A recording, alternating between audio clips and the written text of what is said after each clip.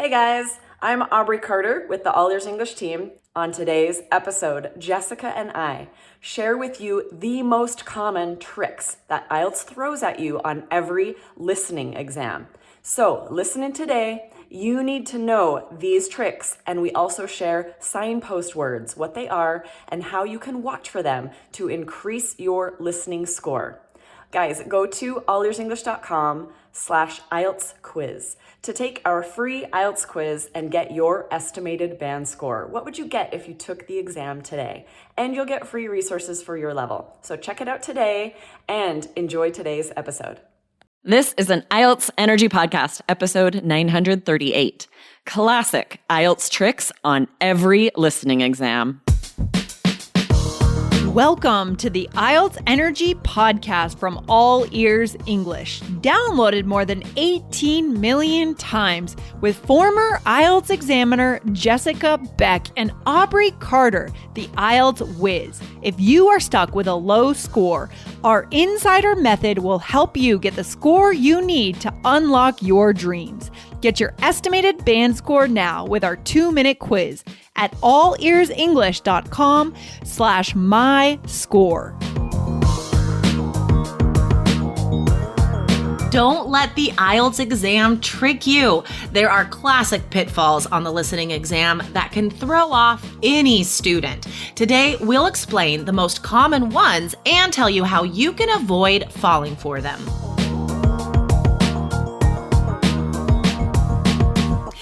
Aubrey, have you been listening to anything interesting lately?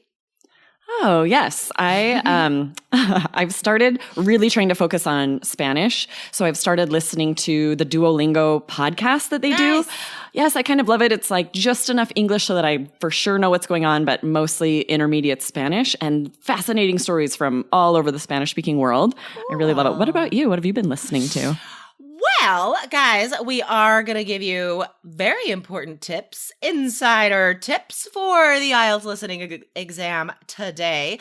But you know what? I have actually not been listening to podcasts, which is like very rare for me because I got into audiobooks. Like I've never gotten into audiobooks before, but I found out that our local library has these 2 apps, and you can borrow audiobooks from the library just directly on your phone.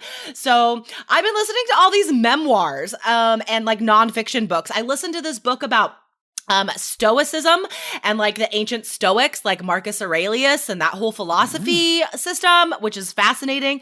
And then I started listening to different memoirs. I listened to Demi Moore's latest book, and I don't know, it's really fun. Those 2 are very different. I know. It's like the 2 opposite ends of the spectrum. I know. Oh, it's just so much fun, guys. There is so much out there in the world to learn and explore.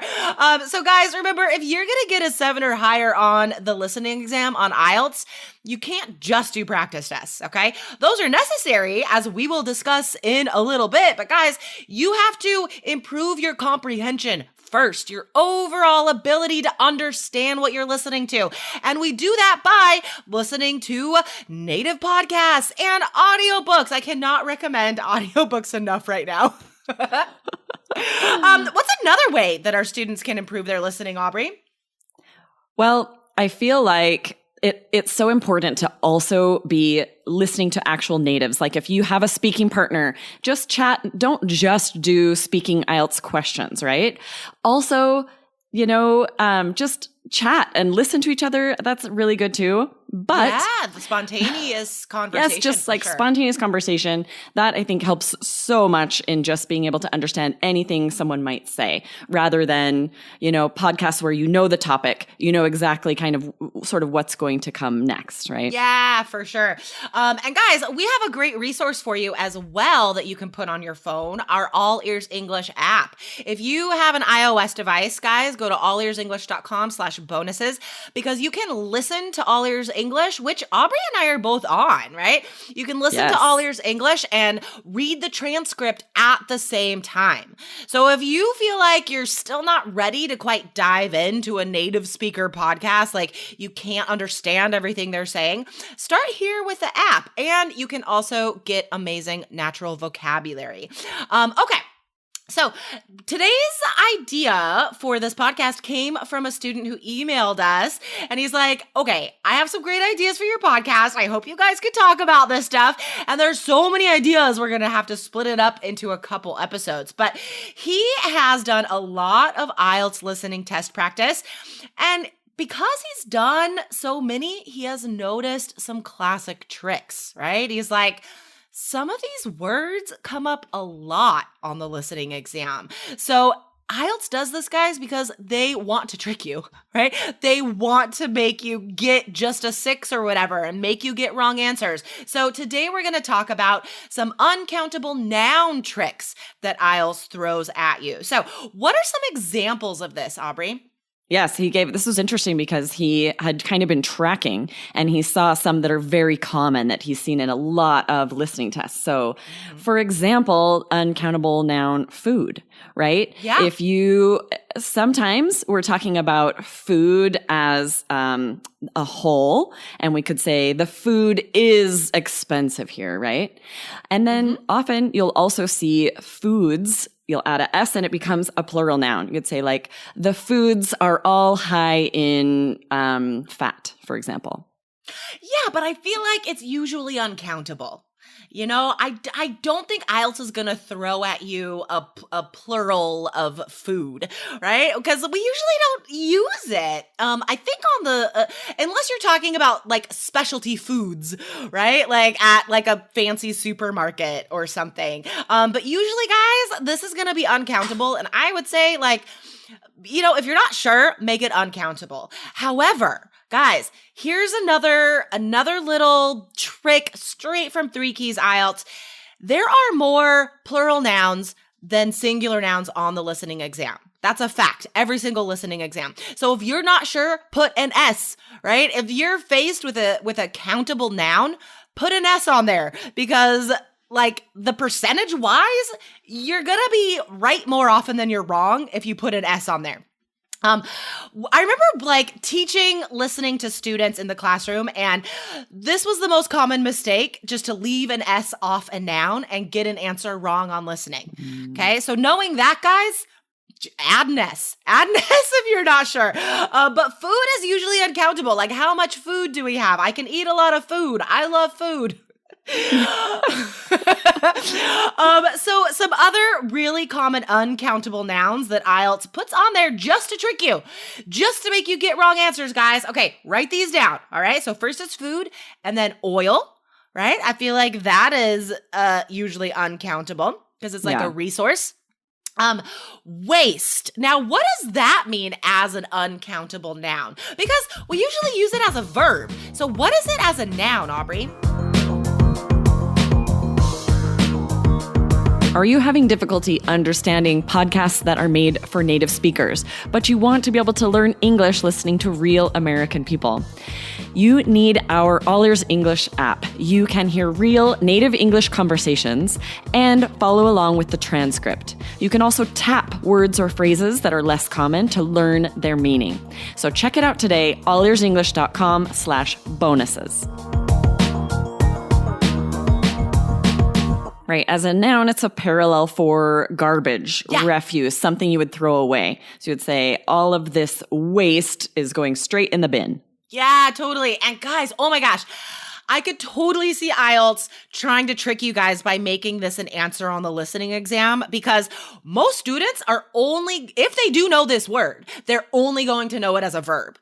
Right? Like I waste time and he wastes time. So a lot of students would be thrown if it were in there as a noun, and they would be like, oh my gosh, I think it's a verb. I'm going to put an S on there or whatever. So guys, this could definitely be like in listening section 3 or 4 thrown in there as an uncountable noun to mean garbage, right? Sugar, yes, uncountable, often. Oxygen, water. Here's 3 more, guys: space, traffic, and weather. So definitely, guys, write these down because these are common answers on the listening exam, and they're going to be uncountable, right? So Aubrey, where can we go from here? How can students get to know these tricks on IELTS listening? You will, like this student did, you'll start to notice them happening a lot, right? If you're doing a lot of listening practice. But that's why we want to share with you. We sometimes will do listening episodes to help you know about these tricks. You need to do loads of practice tests because these are repeated on IELTS. But we are going to share with you a couple of specific classic listening tricks that you very well could face on the IELTS exam. Okay, guys, so here are 2 words that are always spelled wrong, and so IELTS loves to put them on the listening exam. The first is February, and the second is Wednesday. And guys, I'm gonna give you a little insider information here. I am not good at spelling. Because we've done episodes before about like mnemonic devices for improving spelling. So Aubrey will reference those in the blog, guys. Yes, Because I don't know what numbers they were, but come back to allearsenglish.com/IELTS. We've recently updated our website. So if you haven't been to the website in a while, come check it out, guys.